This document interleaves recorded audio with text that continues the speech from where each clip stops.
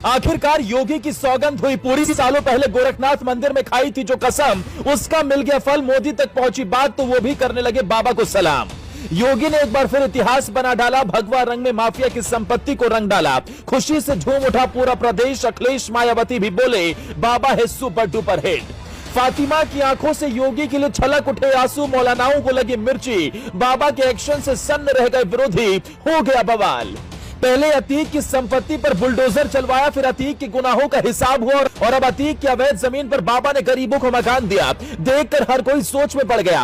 उधर मोदी ने जैसे ही मेट्रो के अंदर कदम रखा, यूपी में योगी ने वो खेल कर दिया जिससे खिसक गई विरोधियों की जमीन। ओवैसी को लगा झटका, योगी विरोधी मौलानाओं की उड़ गई नींद।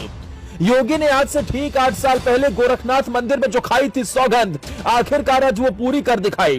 मोदी ने भी मेट्रो में बैठते ही योगी को फोन लगाया और मुस्कुराते हुए जमकर तारीफ की।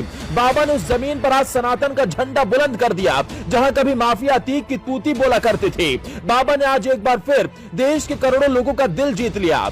योगी आदित्यनाथ के लिए आज एक मुस्लिम महिला फातिमा की आंखों से आंसू छलक उठे और ये आंसू मुस्लिम विरोधी मौलानाओं को बहुत खल रहे हैं। फातिमा की आंखों से योगी के लिए आंसू क्यों निकले?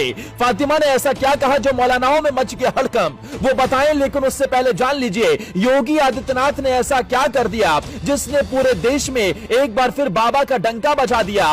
लोग बोले योगी है महान, मोदी के बाद अगले प्रधानमंत्री होंगे।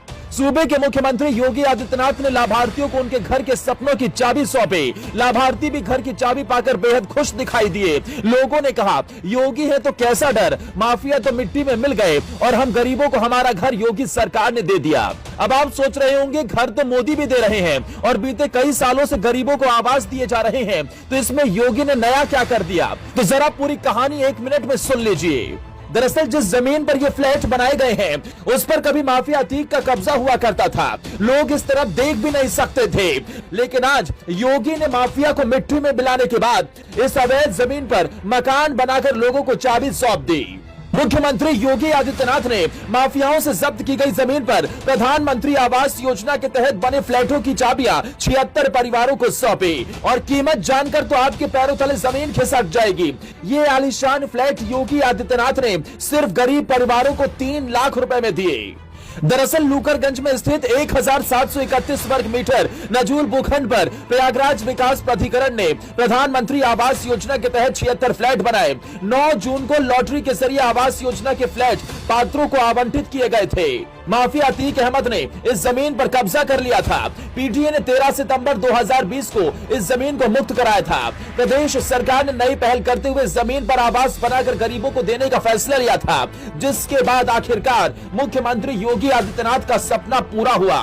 तो वहीं जब योगी आदित्यनाथ लाभार्थियों को फ्लैट की चाबी सौंप रहे थे, उस वक्त एक मुस्लिम महिला फातिमा ने जो कहा उसने मौलानाओं की नींद उड़ा दी। घर का सपना पूरा होने पर जाहिदा फातिमा ने मीडिया से बात करते हुए कहा कि हमें बहुत खुशी है। आज मैं योगी जी का बहुत धन्यवाद करूंगी। जो सपना मेरी मम्मी का था, मेरी मम्मी नहीं है, मेरे पापा के अलावा परिवार में 2 भाई और 1 बहन है। हमारा सपना था कि हमारे पास अपना एक घर हो। हम लोग 30 साल से किराए के घर में रह रहे हैं, ठोकरें खा रहे हैं। मैं योगी जी का जितना धन्यवाद करूं उतना कम है। और इसके बाद अपनी खुशी बयां करते करते फातिमा की आंखों से आंसू छलक उठे। योगी ने एक बार फिर बता दिया कि वो किसी वर्ग, किसी धर्म के लिए काम नहीं करते।